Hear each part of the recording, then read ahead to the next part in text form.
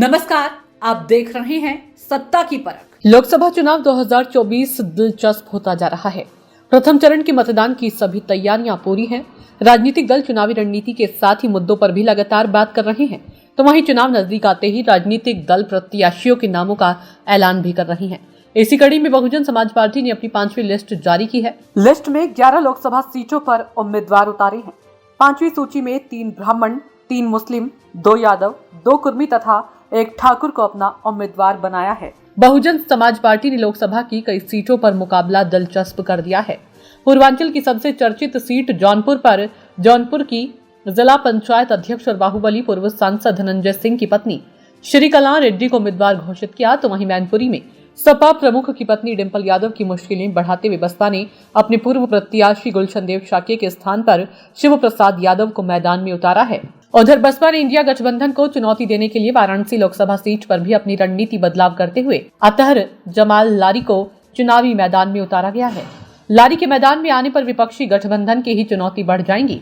बसपा ने लारी के जरिए मुस्लिम वोट बैंक में सेंधमारी का प्रयास किया है। वाराणसी लोकसभा सीट पर प्रधानमंत्री नरेंद्र मोदी चुनावी मैदान में है। उनके सामने कांग्रेस के प्रदेश अध्यक्ष अजय राय इंडिया गठबंधन के प्रत्याशी के तौर पर चुनावी मैदान में उतरे हैं। यहाँ कांग्रेस सपा गठबंधन के उम्मीदवार के लिए मुश्किलें बढ़ाने वाली होगी।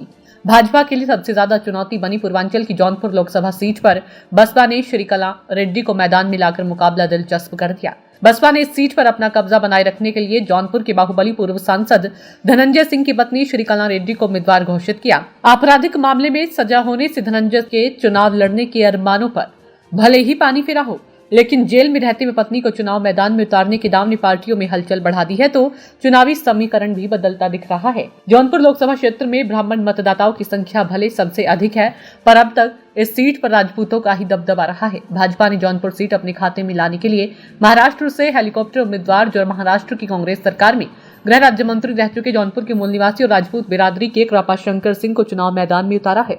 धनंजय ने कृपाशंकर की उम्मीदवारी घोषित होते ही अपनी उम्मीदवारी का ऐलान कर दिया था। धनंजय को तब झटका लगा जब जौनपुर की एमपी एमएलए कोर्ट ने अपहरण के मामले में 7 साल की सजा सुनाकर जेल भेज दिया, लेकिन धनंजय ने अपनी पत्नी श्रीकला रेड्डी को मैदान में उतारकर सबको अचंभित कर दिया है। बसपा ने इसी प्रकार मैनपुरी सीट पर यादव उम्मीदवार उतारकर सपा व भाजपा को चुनौती दी है। मैनपुरी में यादव मतदाता सबसे अधिक है। बीजेपी ने यहां से यूपी सरकार में मंत्री जयवीर सिंह को चुनावी मैदान में उतारा, जबकि इंडिया गठबंधन से सपा प्रमुख डिंपल यादव मैदान में है। बसपा का यह कैंडिडेट बदलाव से समाजवादी पार्टी की मुश्किलें बढ़ सकती है। सियासी जानकारों का कहना है कि बसपा के टिकट वितरण में जिस प्रकार जातीय समीकरणों को ध्यान में रखकर टिकटों की अदला बदली की जा रही है, उससे ज्यादा नुकसान इंडिया गठबंधन के उम्मीदवारों को हो सकता है।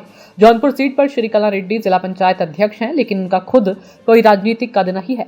यह जरूर है कि श्रीकला धनंजय की सजा को सहानुभूति में तब्दील करने के लिए समर्थकों के बीच लगातार सक्रिय हैं। साथ ही वो दक्षिण भारत की ब्राह्मण जाति से आती हैं, ऐसे में ब्राह्मण वोट भी उनके पक्ष में आ सकता है। सत्ता की परख के लिए अवधेश कुमार सिंह की रिपोर्ट।